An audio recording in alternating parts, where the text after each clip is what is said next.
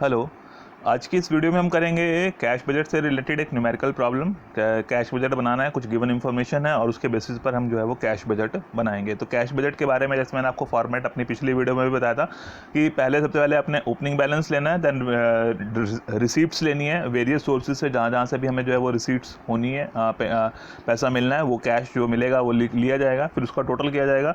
Then जो payments हैं उसके बारे में कंसिडर करना है कि कैश में कौन कौन सी उस पीरियड में पेमेंट्स हैं, वो पेमेंट्स लिखी जाएंगी। फिर टोटल रिसीट्स में से टोटल पेमेंट्स माइनस की जाएंगी, वो हमारा जो है वो फाइनल कैश बैलेंस आ जाएगा। और जो प्रीवियस पीरियड का कैश बैलेंस है, क्लोजिंग जो बैलेंस है प्रीवियस पीरियड का, वो नेक्स्ट पीरियड के लिए जो है वो ओपनिंग बैलेंस बन जाएगा। तो शुरू कर लेते हैं क्वेश्चन हमारा। From the following information prepare a cash budget for Emsons from April to June. April to June का आपने बजट बनाना है और इसमें जो इन्फॉर्मेशन हमारे पास दी हुई है डिफरेंट मंथ्स के लिए, जनवरी से स्टार्ट करके जनवरी, फरवरी, मार्च, अप्रैल, मई, जून, तो ये हमारे पास इंफॉर्मेशन दी हुई है। इसमें सेल्स के बारे में है, परचेजेस के बारे में है, वेजेस के बारे में, एक्सपेंसेस के बारे में है, तो ये इन्फॉर्मेशन यहाँ पे हमारे पास दी हुई है। तो आपने देखना है कि ये जो इन्फॉर्मेशन दी हुई है ये हमें एक्रूअल बेसिस पर दी है कि हमने फॉर एग्जांपल जैसे जनवरी मंथ का हम कहें तो हमने 80,000 रुपये की सेल की है, 45,000 रुपीज़ की परचेजेस की हैं, 20,000 का हमने वेजेस इनकर किया है, 5,000 के एक्सपेंसेस इनकर किए हैं। बट एक्चुअल में मतलब कि कहने का मतलब कि कैश में इसमें से कितनी हमें जो है वो कैश में सेल्स रिसीव होगी या कितनी जो है वो पेमेंट हमने परचेजेस के लिए करनी है, कितनी वेजेस की है, कितनी एक्सपेंसेस की है, वो हमें जो है वो एडिशनल जो इन्फॉर्मेशन हमारे पास दी होगी उस एडिशनल इन्फॉर्मेशन से पता चलता है। और उसके अकॉर्डिंगली जो है हमने देखना है कि कितनी कैश पेमेंट जिस मंथ के लिए हम बजट बना रहे हैं उस मंथ में कितनी कैश रिसीट्स और कितनी कैश पेमेंट्स होने वाली है, उसी के अकॉर्डिंगली जो है वो कैश बजट बनाया जाएगा। ये जो इन्फॉर्मेशन है that is on accrual basis और एडिशनल इन्फॉर्मेशन के बेसिस पर वो कैश बजट बनेगा। और इन केस की किसी एक्सपेंस के बारे में, किसी इनकम के बारे में जो आपको यहाँ पे दिया हुआ है उसके बारे में कोई एडिशनल इन्फॉर्मेशन नहीं है, तो आप अज्यूम कर लेंगे कि जिस महीने का है उसी महीने में उसकी पेमेंट हुई है या उसी महीने में उस इनकम को रिसीव किया गया है। तो शुरू कर लेते हैं। इसमें जो है हमारे पास जो एडिशनल इन्फॉर्मेशन है उसमें क्या क्या दिया हुआ है। Advance income tax payment in May ₹4,000। April से लेके जून तक का बजट बनाना है। मई में हमने जो है वो एडवांस इनकम टैक्स ₹4,000 का पे करना है, तो ₹4,000 जो है हमारा मई मंथ में हमने कंसिडर करना है पेमेंट में, बाकी के मंथ्स में नील आ जाएगी amount. Plant purchase in April ₹10,000, आपने जो है वो प्लांट परचेज किया है अप्रैल में ₹10,000 का, वो अप्रैल मंथ के बजट में आ जाएगा। Rent ₹300 payable each month not included in expenses, कि जो एक्सपेंसेस हैं इन एक्सपेंसेस से एक्स्ट्रा हमारे पास जो है, क्योंकि इसमें इंक्लूड नहीं किया गया, उसके अलावा रेंट भी है जो कि हर महीने हम पे करते हैं, दैट इज़ ऑफ ₹300। तो ये हर महीने के बजट में ₹300 एक्स्ट्रा जो है वो आपने लेने हैं रेंट के। Then 10% of purchases and sales are on cash terms, की जो अब सेल्स और परचेज के बारे में कह रहा है कि 10% जो है वो परचेजेस और सेल्स दोनों ही जो है वो 10% जो है वो हमारी कैश टर्म्स में है, यानी कि 80,000 का 8,000 यानी कि जनवरी मंथ में मिल गया है और 45,000 का 4,500 जो है वो कैश में हमने परचेज किया है। तो परचेज का भी और सेल्स का भी 10% जो है वो कैश टर्म्स पे है, दैट मीन्स कि 90% हमारा क्रेडिट टर्म्स पे है। और क्रेडिट के लिए क्या कह रहे हैं, credit purchases are paid after 1 month. जो परचेजेस हैं वो हमने 1 मंथ के बाद करनी है, यानी कि 1 महीने के बाद, यानी कि जनवरी की परचेजेस की हम फरवरी में पेमेंट करेंगे, फरवरी वाले की मार्च में, मार्च वाले की अप्रैल में, अप्रैल वाले की मई में, मई वाले की जून में, 1 महीने के बाद, तो वो गया 1 month later. And credit sales are collected after 2 months, की वो जो क्रेडिट में आप सेल कर रहे हैं उसकी कलेक्शन 2 महीने के बाद होती है, यानी कि जनवरी वाली कलेक्शन जनवरी एंड फरवरी 2 महीने छोड़ के, यानी कि 3rd मंथ में मार्च में कलेक्ट होगी, फरवरी वाली जो है वो अप्रैल में कलेक्ट होगी, मार्च वाली मई में कलेक्ट होगी, अप्रैल वाली जून में कलेक्ट होगी। आफ्टर 2 मंथ्स उसकी कलेक्शन होनी है। एंड उसके बारे में वेजेस एंड एक्सपेंसेस के बारे में कह रहा है, time lag in wages and expenses is half month. तो लैग का मतलब है डिले, कि जो आपका वेजेस है, एक्सपेंसेस है, सेल्स के बारे में बता दिया, परचेज के बारे में बता दिया, अब वेजेस और एक्सपेंसेस के बारे में कह रहे हैं कि उसमें जो है वो हाफ मंथ लैग है। तो लैग का मतलब delay, half month delay. Half month delay का मतलब फॉर एग्जांपल अगर हम कहें कि फरवरी में मंथ की बात कर रहे हैं, फॉर एग्जांपल हम फरवरी का कह रहे हैं कि फरवरी के जो है वो वेजेस की बात करते हैं, तो फरवरी मंथ में कि अगर हाफ मंथ डिले है, यानी कि हाफ मंथ डिले है कि हाफ जो है हाफ मंथ के बाद, फरवरी के हाफ मंथ के बाद जो है वो आप फरवरी की पेमेंट करेंगे, और इसका हाफ मंथ डिले है तो यानी कि इसके हाफ मंथ खत्म होने के बाद जो उसकी पेमेंट ड्यू बनेगी वो बनेगी मार्च में। तो यानी कि जिस महीने का वो एक्सपेंस है, जिस महीने की वो वेजेस या एक्सपेंसेस हैं, हाफ मंथ डिले का मतलब है कि आधी तो उस महीने की पे की जाएगी उस महीने में और आधी प्रीवियस मंथ की पे की जाएगी, यानी कि फरवरी में आप जो है वो स्टार्टिंग फरवरी में किसकी पेमेंट करेंगे, जनवरी वाले के हाफ पेमेंट जनवरी की होगी और हाफ पेमेंट जो है वो फॉर एग्जांपल मान लो कि आप कहते हैं कि अप्रैल मंथ ले लिया हमने, तो अप्रैल मंथ में हाफ मंथ का मतलब हो गया कि आपने लगभग 15 तारीख के आसपास पेमेंट करनी है, तो 15 डेज़ के बाद उसकी पेमेंट होनी है। तो हाफ मंथ के बाद यानी कि 15 डेज़ के बाद पेमेंट होनी है। तो अप्रैल मंथ में आपने 24,000 इसका अगर इवनली इनकर होगा एक्सपेंस, तो 24,000 का यानी कि 12,000 आपने अप्रैल में पे करना है। बट बाकी का बचा हुआ 12,000 जो है वो आफ्टर 30th अप्रैल यानी कि आप मई में पे करेंगे। तो मई में कौन सी पेमेंट होगी? हाफ आपको अप्रैल वाली करनी है, और ये 20,000 है, हाफ इसका आपको जो है वो 16th अप्रैल मई को जो है वो आपको इसका करना पड़ेगा। तो हाफ मंथ एक्सपेंसेस का मतलब है कि जिस महीने में अगर हम पेमेंट की बात करें तो आधे उस महीने के, आधे प्रीवियस मंथ के, क्योंकि इस महीने का अगर हम फॉर एग्जांपल जैसे मार्च का लेके चलें तो मार्च में हमें आधा तो इस महीने का पे करना है फर्स्ट 15 डेज़ का, और जो लास्ट के 15 डेज़ हैं वो नेक्स्ट मंथ में पे किए जाएंगे। तो यानी कि जिस महीने की हम बात करेंगे तो उस महीने में उस महीने का आधा और आधा प्रीवियस मंथ की जो है वो पेमेंट होगी। Then cash balance on 1 April 2020 is 13,000। तो नॉर्मली क्या होता है कि जब जिस मंथ से जिस पीरियड से आपको बजट बनाना होता है उसी पीरियड के लिए आपको ओपनिंग बैलेंस दिया होता है। तो जो यहाँ पे कैश बैलेंस जो है हमें 1 अप्रैल 2020 का जो है वो 13,000 बैलेंस दिया हुआ है। दैट मीन्स कि हमें अप्रैल से बजट शुरू करना है। यहाँ पे अप्रैल से बोला हुई है कि अप्रैल से जून का बजट बनाना है, और कैश बैलेंस भी हमें अप्रैल का दिया, तो हमें अप्रैल से जून का बजट बनाना। तो इसको बजट को बनाने से पहले जो है हम क्या कर लेते हैं, थोड़ी सी कैलकुलेशन कर लेते हैं कि एक तो सेल्स के बारे में, परचेजेस के बारे में कि कितनी कैश में मिलने वाली है सेल्स परचेज की अमाउंट, और क्रेडिट जो यानी कि receipt from debtors and payment to creditors वो कितनी होने वाली है उसकी कैलकुलेशन कर लेते हैं। और ये जो वेजेस और एक्सपेंसेस जिसमें हाफ मंथ लैग, जो थोड़ा सा भी कन्फ्यूज़न आपको हो रहा होगा शायद से, तो वो कैसे जो है हमने कैलकुलेट करना है कि किस महीने में वेजेस और एक्सपेंसेस की जो है वो अप्रैल में और जून में कितनी पेमेंट होनी है। तो पहले शुरू कर लेते हैं परचेज़ के बारे में। तो ये वर्किंग नोट्स आप बना लेंगे। तो इसको बनाने के अलग अलग मेथड्स हैं, तरीके हैं, बट मुझे ये थोड़ा सा इजी लगा मेथड और सिस्टमेटिक लगा, इसलिए मैंने इस तरह से जो है इसको बनाया। तो इसमें वर्किंग नोट्स में हमारे पास आ गया, आपने कैलकुलेशन ही करनी है फॉर एग्जांपल कि कितनी पेमेंट आपने क्रेडिटर्स को करनी है, कितनी आपको डेटर से रिसीट होने वाली है। तो जैसे आपको ठीक लगता है, जैसे आप प्रेजेंट करना आपको बेटर लगता है, उस तरह से आप कर सकते हैं। कोई इसका फाइनल फॉर्मेट नहीं है। देन हमने जो है कैलकुलेशन करनी है पेमेंट टू क्रेडिटर्स की। तो क्रेडिटर्स को पेमेंट होनी है किसके लिए? परचेजेस के लिए। जो हमने क्रेडिट परचेजेस किए हैं उसके लिए पेमेंट हमने क्रेडिटर्स को करनी है। तो इसमें हमारे पास जो जनवरी से लेकर जून तक का दिया हुआ है, तो हमने यहाँ पे जो है वो जनवरी से जून तक का ले लिया है। आपको वर्किंग नोट में हो सकता है कि ज़रूरी ना हो कि जनवरी से जून लेना है, बट समझाने के लिए मैंने यहाँ पे जनवरी से जून तक का ले लिया है। और ये सारी फिगर्स जो हमारे पास दी हुई थी परचेजेस की 45,000, 40, 42, 50, 45 एंड 35,000, ये जो है वो एज इट इज़ जितनी भी दी हुई थी वो मैंने ले ली कि परचेजेस जो हमें क्वेश्चन में जो गिवन है वो हमने एज इट इज़ ले ली। और परचेजेस के बारे में जो दो इन्फॉर्मेशन है, एक इन्फॉर्मेशन है कि 10% परचेजेस जो है वो कैश टर्म पे है। पहले हम इसके बारे में देख लेते हैं, इस पॉइंट को सॉल्व कर लेते हैं कि जो परचेजेस है वो हमें दी हुई थी कैश परचेजेस 10% है, यानी कि जिस महीने की जितनी परचेज है उसका 10% जो है वो आपका कैश में है। तो 45,000 का 10% 4,500, 40,000 का 10% 4,000, 42,000 का 10% 4,200, 50,000 का 10% 5,000, 45,000 का 10% हो गया 4,500, 35,000 का 10% हो गया 3,500। तो ये हमारे पास कैश परचेजेस आ गई। टोटल परचेज में से अगर हम कैश परचेज माइनस कर देंगे तो हमारे पास उस महीने की क्रेडिट परचेज आ जाएगी। क्या हो जाएगा कि अगर टोटल परचेज में से कैश परचेज हम माइनस कर देंगे तो क्रेडिट वाली आ जाएगी हमारे पास कि कितनी हमने क्रेडिट में की है। तो 45,000 माइनस 4,500 40,500, 40,000 माइनस 4,000 36,000 आ गया। 42,000 माइनस 4,200 ये आ गया आपके पास 37,800। 50,000 माइनस 5,000 दैट इज़ 45,000, और 45,000 में से 4,500 माइनस किए 40,500, और 35,000 में से 3,500 माइनस करेंगे तो आपके पास 31,500 आ जाएगा। अब हमने क्रेडिट परचेजेस निकालनी है, कैश परचेजेस निकाल लिए, दोनों अलग अलग कर लिए। अब क्रेडिट परचेजेस के बारे में कह रहा है कि they are paid after 1 month, कि जिस महीने की है उससे अगले मंथ, यानी कि 1 महीने के बाद पेमेंट होनी है। तो 1 महीने के बाद पेमेंट होनी है। तो जनवरी वाली हम बजट बना रहे हैं अप्रैल, मई और जून का, तो जनवरी वाले की पेमेंट होगी फरवरी में, फरवरी वाले की मार्च में, मार्च वाले की अप्रैल में। तो इसको मैंने इसलिए नहीं लिखा यहाँ पे पेमेंट टू क्रेडिटर्स, क्योंकि इनके लिए हम बजट नहीं बना रहे हैं। तो हम जिनके लिए बजट बना रहे हैं सिर्फ उन्हीं के लिए वो फिगर्स हमने कैलकुलेट किए हैं कि कितनी पेमेंट हमने क्रेडिटर्स को करनी है। तो जो उसने इन्फॉर्मेशन कही है उसके हिसाब से हम चलते हैं, सीधा लेके चलते हैं, कन्फ्यूज़ नहीं करना हमने बिल्कुल भी।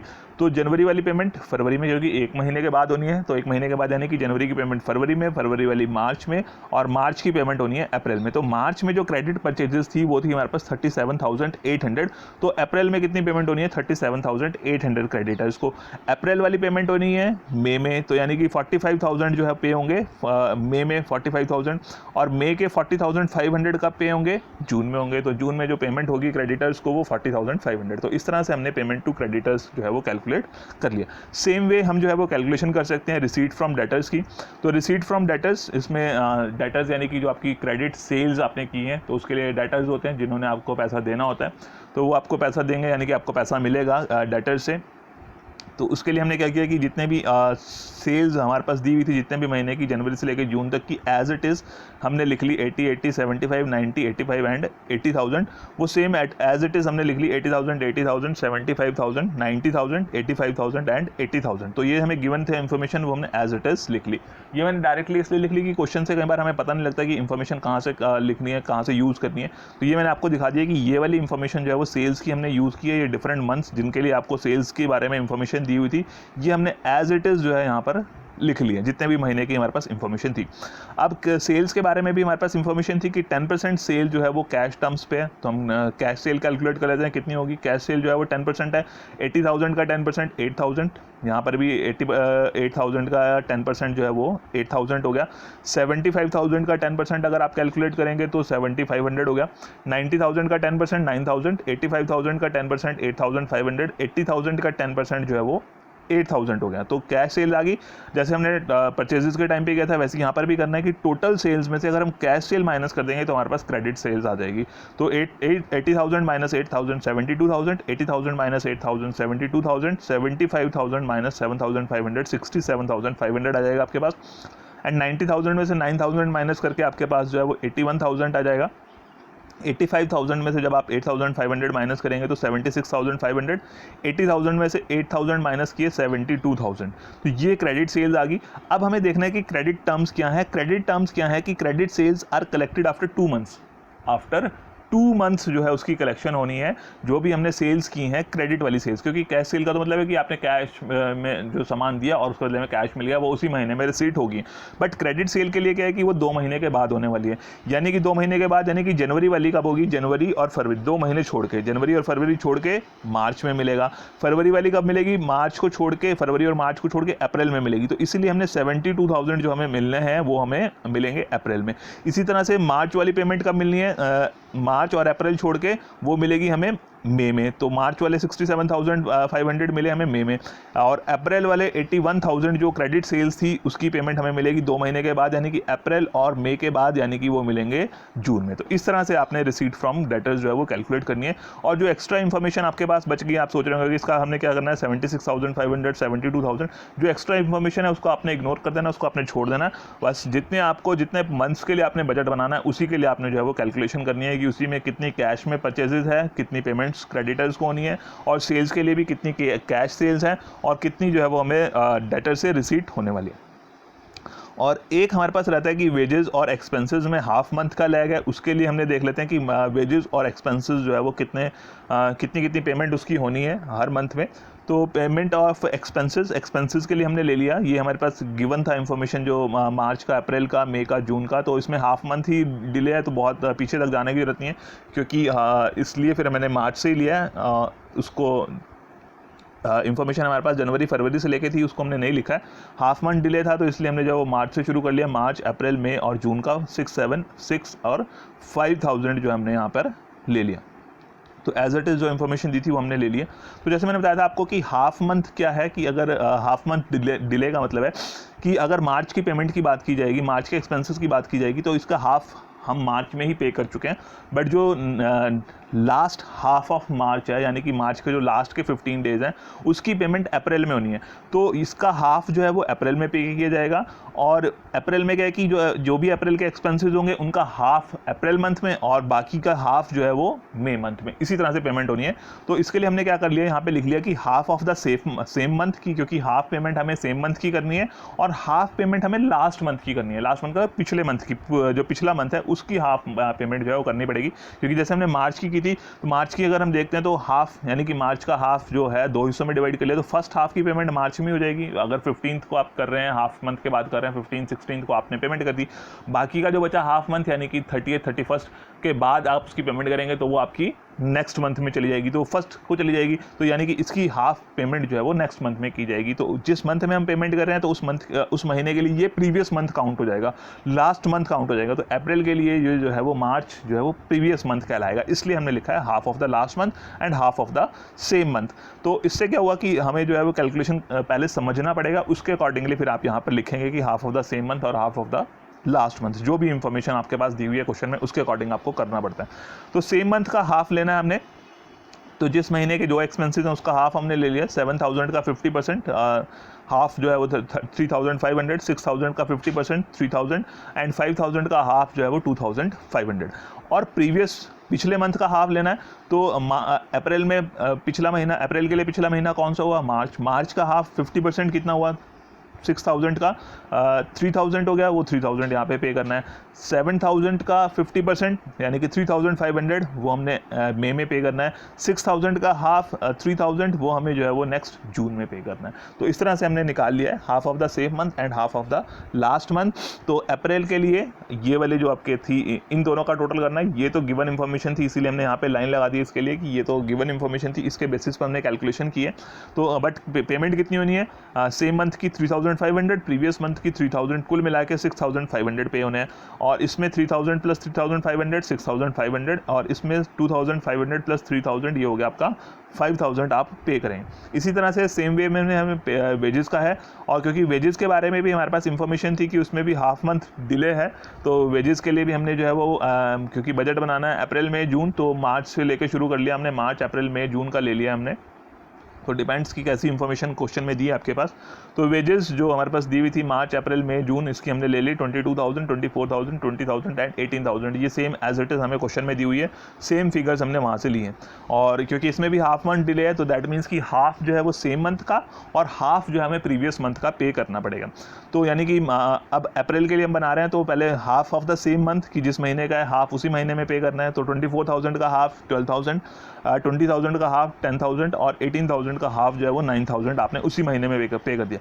बाकी के जो बचे हुए हैं वो आपको पे करने हैं नेक्स्ट मंथ में पे करेंगे, क्योंकि हाफ मंथ डिले है, तो लास्ट के जो डेज हैं, लास्ट हाफ जो है उसका नेक्स्ट मंथ में पे करना है।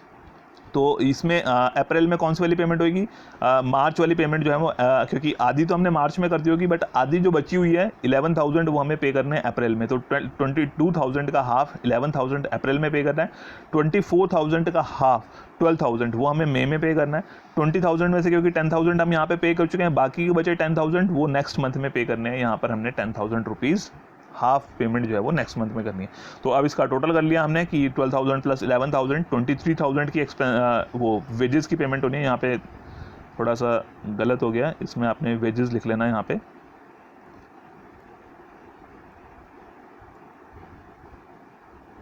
तो ये वेजेस आ जाएंगे, payment of wages 12,000 plus 11,000 23,000, 10,000 plus 12,000 22,000 and 9,000 plus 10,000 19,000। ठीक है, तो ये हमारे वर्किंग नोट्स बन गए। अब इसके बाद हम बजट बना लेते हैं, और बजट के लिए आपको पता है कि कैश बजट का जो सिंपल सा फॉर्मेट है कि उसमें आपने रिसीट्स बनानी है, दूसरी तरफ एक पेमेंट्स बनानी है, और रिसीट्स में से पेमेंट माइनस करके आपको क्लोजिंग बैलेंस निकालना है, और इस मंथ का क्लोजिंग बैलेंस नेक्स्ट मंथ के लिए जो है वो ओपनिंग बैलेंस बन जाता है। तो हमें बनाना है बजट अप्रैल से लेकर जून तक का। तो सबसे पहले हमें शुरू करना होगा अप्रैल के ओपनिंग बैलेंस से। तो अप्रैल का ओपनिंग जो बैलेंस है वो हमें कैश का दिया हुआ है 13,000। तो 13,000 से जो है हमें शुरू करना है। तो ये हमारा जो है 13,000 ओपनिंग बैलेंस, हमने 13,000 जहाँ पर मेरा पॉइंटर जाएगा दैट मीन्स कि आपको पहले वो फिगर्स लिखनी है, और जिनको मैं नहीं बता रहा कि इसको नहीं लिखना आपने, तो वो पहले फिगर्स नहीं लिखी जाएंगी, क्योंकि यहाँ पे मैंने टाइप किया हुआ है। तो इसलिए जो है वो फिगर्स आपको सारी पहले ही दिखाई दे रही हैं, कौन सी टाइप हो रही हैं, कौन सी लिखी हुई हैं। बट ये एक स्टेप बाय स्टेप बनता है, जो बजट है वो हमारे स्टेप बाय स्टेप बनते हैं। तो इसमें क्या है कि सबसे पहले हमें ओपनिंग बैलेंस लेके चलना है। तो ओपनिंग बैलेंस हमने ले लिया 13,000 का। इसके बाद हमें देखना है कि रिसीट्स कहाँ कहाँ से होने वाली हैं। तो रिसीट्स के लिए जो इन्फॉर्मेशन है वो हमारे पास सिर्फ और सिर्फ सेल से हमें जो है वो पैसा जो है वो मिल सकता है, क्योंकि परचेजेस की, वेजेस की, एक्सपेंसेस की, इनकम टैक्स की, प्लांट परचेज, रेंट, ये सभी जो है वो हमें पेमेंट करनी है। सिर्फ जो हमें मिलने वाला है, जो इन्फॉर्मेशन हमारे पास है उसके अकॉर्डिंगली जो हमें मिलेगा सिर्फ वो सेल से मिलेगा। और सेल्स में से दो चीज़ें मिलेंगी, एक तो कैश सेल मिलेगी और दूसरा रिसीट फ्रॉम डेटर्स। तो उसकी हमने कैलकुलेशन यहाँ पे की हुई है कि कैश सेल आप कौन सी लेंगे। आप बना रहे हैं बजट अप्रैल, मई और जून का। तो अप्रैल में 9,000, मई में 8,500 और जून में जो है वो 8,000 जो है वो कैश सेल से जो है हमें अमाउंट मिली हुई है। 9,000, 8,500 और 8,000। ये कैलकुलेशन हमने अभी की थी वर्किंग नोट में। तो ये 9,000, 8,500 और 8,000 जो है वो अप्रैल वाली अप्रैल में, मई वाली मई में, जून वाली जून में कैश सेल हमने लिख ली। ये ओपनिंग बैलेंस नहीं लिखना आपने अभी, ये ओपनिंग बैलेंस अभी नहीं आएगा आपके पास, तो कंफ्यूज नहीं होना कि ओपनिंग बैलेंस कहाँ से आया अभी, क्योंकि हम अप्रैल के लिए बना रहे हैं। तो अप्रैल का ओपनिंग बैलेंस शुरू कर लिया। ये कैश सेल्स या जो भी इंफॉर्मेशन है इसको हम सभी मंथ्स के लिए एक साथ इसलिए लिख लेते हैं क्योंकि बार बार लिखने में कन्फ्यूज़न होती है, पॉइंट्स को समझने में मुश्किल होती है, इसलिए हमने जो है वो सभी एक साथ लिख ली। कैश सेल के बारे में हमने था हमारे पास अप्रैल का, मई का, जून का हमने लिख लिया। और अब हमें चाहिए cash receipt from debtors, cash receipt from debtors. तो डेटर से जो हमें कैश रिसीव हुआ है, रिसीट फ्रॉम डेटर्स, ये अप्रैल वाले में 72,000, मई में 67,500 और जून में 81,000। तो ये सेम अमाउंट जो है हमने यहाँ पे लिख लिए 72,000, 67,500 एंड 81,000। मई वाली अप्रैल वाली अप्रैल में, मई वाली मई में, जून वाली जून। अब क्या करना है, एग्जाम में आपने कोशिश करनी है कि इसके बाद एक या दो लाइंस आपने छोड़ देनी। हो सकता है कई बार कुछ रिसीट वाली आइटम हमसे छूट गई है तो हम उसको ऐड ऑन यहाँ पर कर सकते हैं, ठीक है। वैसे तो कोशिश करें कि आप जो है वो सारा क्वेश्चन पढ़ने के बाद, समझने के बाद जो है वो जितनी भी अमाउंट्स रिसीट्स की हैं, पेमेंट्स की हैं, उसको अलग अलग आइडेंटिफाई कर लें। बट इन केस फिर भी आप जो है यहाँ पे छूट सकती है कोई अमाउंट, तो इसलिए आप एक या दो लाइन छोड़ने के बाद जो है वो टोटल कर लें। तो टोटल रिसीट्स का हमने टोटल करना है, और रिसीट्स का total 13,000 plus 9,000 plus 72,000, that is 94,000। अभी ये मई वाला और जून वाला आप टोटल नहीं करेंगे क्योंकि अभी आपके पास ये ओपनिंग बैलेंसेज नहीं है। जब अप्रैल का क्लोजिंग बैलेंस आएगा तब हमारे पास मई का ओपनिंग बैलेंस आएगा, जो मई का क्लोजिंग बैलेंस आएगा तब हमारे पास जून का ओपनिंग बैलेंस आएगा। तो इसका हमने अप्रैल वाले का टोटल कर लिया है और अप्रैल का टोटल आ गया 94,000। अब पेमेंट्स की बात कर लेते हैं। पेमेंट्स में हमारे पास परचेजेस के बारे में है, तो पहले परचेजेस का ही कर लेते हैं, फिर उसके बाद वेजेस एक्सपेंसेस का कर लेंगे। तो यहाँ पे टेबल में से सेल्स हमने क्लियर कर लिए। अब परचेजेस की बात आ गई। परचेजेस के लिए हमने जो है वो वर्किंग नोट बनाया था, तो उसमें परचेजेस में जो हमने पेमेंट करनी है, एक तो कैश परचेजेस की करनी है कि कैश में हमने जो परचेज की थी 5,000, 4,500 एंड 3,500, क्योंकि बजट बना रहे हैं हम अप्रैल, मई और जून का। तो कैश परचेज जो हमने कैलकुलेट की थी अप्रैल के लिए 5,000, मई के लिए 4,500 एंड जून के लिए 3,500। तो ये आपके पास कैश परचेजेस अप्रैल में 5,000, मई में 4,500 और जून में 3,500।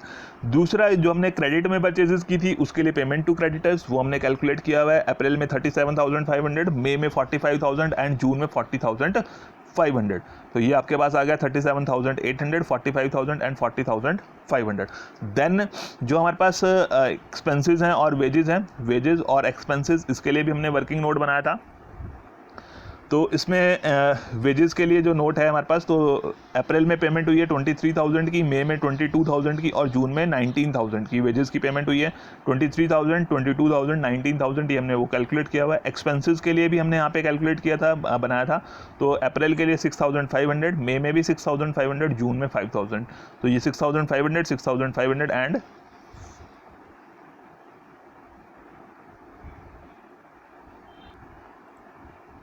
तो एक्सपेंसेस हो गए 6,500, 6,500 एंड 5,000 जून मंथ के लिए। तो ये जो इन्फॉर्मेशन हमारे पास दी हुई थी, सेल्स, परचेजेस, वेजेस, एक्सपेंसेस, इसके बारे में हमने जो है वो वर्किंग नोट्स बना के जो है वो कैलकुलेशन कर ली थी। अगर ज़रूरत नहीं है वर्किंग नोट की तो हम डायरेक्ट भी जो है वो लिख सकते हैं। अब इसके अलावा जो इन्फॉर्मेशन है उसको देख लेते हैं। तो उसमें एक हमारे पास है advance income tax payment in the month of May ₹4,000। तो मई वाले में जो है हमने 4,000 रुपीज़ जो है वो एडवांस इनकम टैक्स की पेमेंट की है मई मंथ में। तो अप्रैल में नील, मई में 4,000 पे किए, 4,000 लिख लिए, जून के लिए नील आ गई अमाउंट। देन उसके बाद क्या इन्फॉर्मेशन है हमारे पास, plant purchase in April ₹10,000। Plant आपने 10,000 रुपीज़ का परचेज किया है अप्रैल मंथ में। तो परचेज और पेड इन केस नहीं लिखा है तो जैसे मैंने बताया कि आपने अज्यूम कर लेना कि उसी महीने में पे हुआ है।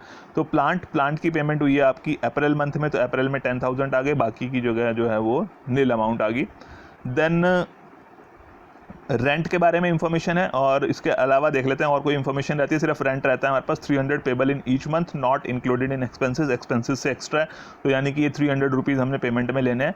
परचेजेस के लिए हमने कर लिया, परचेज सेल के लिए हमने कंसिडर कर लिया, वेजेस एक्सपेंसेस हमने कंसिडर कर लिया, कैश बैलेंस हमने कंसिडर कर लिया। तो लास्ट हमारे पास बचा है रेंट की पेमेंट हर महीने की है, और इसको एक्सपेंस में इंक्लूड नहीं किया गया है। दैट मीन्स कि हर मंथ में जो है आपको 300 रुपीज़ रेंट पे करना है, तो 300 ईच मंथ के लिए लिखा हुआ। तो दैट मीन्स कि अप्रैल में भी, मई में भी और जून में, तीनों महीने में जो है वो आपको ये 300 रुपीज़ पे करना है। तो हमने जो है वो सारे एक्सपेंसेस लिख लिए हैं और कोई भी इंफॉर्मेशन हमारी नहीं रही है। अब क्या किया, जैसे रिसीट्स का टोटल किया था, अब इसके बाद हमारे पास जो पेमेंट्स हैं उनका टोटल करना है हमने। तो टोटल पेमेंट्स आ जाएंगी आपके पास 5000 plus 37,800 plus 23,000 plus 6,500 plus 300 plus 10,000 अगर आप करेंगे तो 82,600। तो अप्रैल मंथ से अब जो है वो उसकी कैलकुलेशन शुरू करेंगे हम निकालने की, क्लोजिंग बैलेंस निकालने की। तो टोटल रिसीट्स हैं हमारे पास जो है वो 94,000 की हैं, और टोटल पेमेंट्स जो है वो 82,600 की हैं। तो हमें क्लोजिंग बैलेंस निकालना है, तो उसमें क्या करना है, रिसीट्स में से पेमेंट्स को माइनस करना है। तो 94,000 माइनस 82,600, तो आपका जो क्लोजिंग बैलेंस है दैट इज़ 11,400। तो ये आपके पास क्लोजिंग बैलेंस आ गया। और जैसे मैंने बताया था कि इस महीने का जो क्लोजिंग बैलेंस है वो आपका नेक्स्ट मंथ के लिए जो है वो ओपनिंग बैलेंस बनेगा। तो ये 11,400 जब आप कैलकुलेट करेंगे तो उस 11,400 को आप यहाँ पर लिखेंगे। तो ये ओपनिंग बैलेंस में लिखा जाएगा मई मंथ के। अब क्या करेंगे, अब मई मंथ के लिए टोटल करेंगे रिसीट्स का 11,400 प्लस 8,500 प्लस 67,500। तो ये वाली फिगर्स तो हम पहले से लिख चुके थे, जो हमने वर्किंग नोट बनाए थे, और ये वाली फिगर जो है हमारे पास अब यहाँ पे क्लोजिंग बैलेंस निकालने के बाद आएगी। तो उसको हमने यहाँ पे लिख लिया, इसका टोटल किया, देन टोटल रिसीट्स आ गई हमारे पास 87,400। पेमेंट्स का अगर आप टोटल करेंगे तो ये 82,300। तो 87,400 में से 82,300 माइनस करेंगे तो 5,100, and that is the closing balance for the month of May. May के लिए क्लोजिंग बैलेंस जो है वो 5100 रुपये का, 5,100 रुपये का आ गया। अब ये 5,100 जो है वो नेक्स्ट मंथ यानी कि जून के लिए ओपनिंग बैलेंस बन जाएगा। तो ओपनिंग बैलेंस जो है वो बाद में लिखा जाएगा, जब हमने उससे प्रीवियस मंथ के लिए जो है वो कैलकुलेशन करने के लिए के बाद उसका क्लोजिंग बैलेंस निकाल लिया। तो ये ओपनिंग बैलेंस आ गया इसका 5,100 प्लस 8,000 प्लस 81,000, टोटल रिसीट्स होगी 94,100 की। और जून मंथ के लिए जो पेमेंट्स हैं 3,500 प्लस 40,500 प्लस 19,000 प्लस 5,000 प्लस 300। तो इनका टोटल अगर आप करेंगे टोटल पेमेंट्स का, तो ये आपके पास आ गया 68,800। और ये हमारे पास जो है वो टोटल रिसीट्स हैं। टोटल रिसीट्स में से टोटल पेमेंट्स माइनस की, यानी कि 94,100 में से 68,800 माइनस किए। तो फाइनली जो लास्ट मंथ जिसके लिए हम बजट बना रहे हैं जून, तो जून में जो क्लोजिंग बैलेंस है दैट इज 25,300। इन केस क्योंकि यहाँ पे तो जो है वो आपका जितने भी मंथ्स हमने लिए हैं सभी में जो है वो पॉजिटिव बैलेंस आया, तो इस तरह से आपका क्वेश्चन जो है यहाँ पर कंप्लीट हो जाता है। इसी तरह से आपको बनाना है। और इनके अगर ज़्यादा ये चाहें तो आप लिख सकते हैं फाइनली जो है वो आंसर में लास्ट में कि closing balance at the end of the month of June is 25,300। तो कैश बजट ही आपने ऊपर लिख देना है, साथ में आप लिख सकते हैं for the month of April May and June, या अप्रैल टू जून जो भी है आपका, तो फॉर द पीरियड कि किस पीरियड के लिए बजट बनाया है, तो वो भी आप यहाँ हेडिंग में लिख सकते हैं।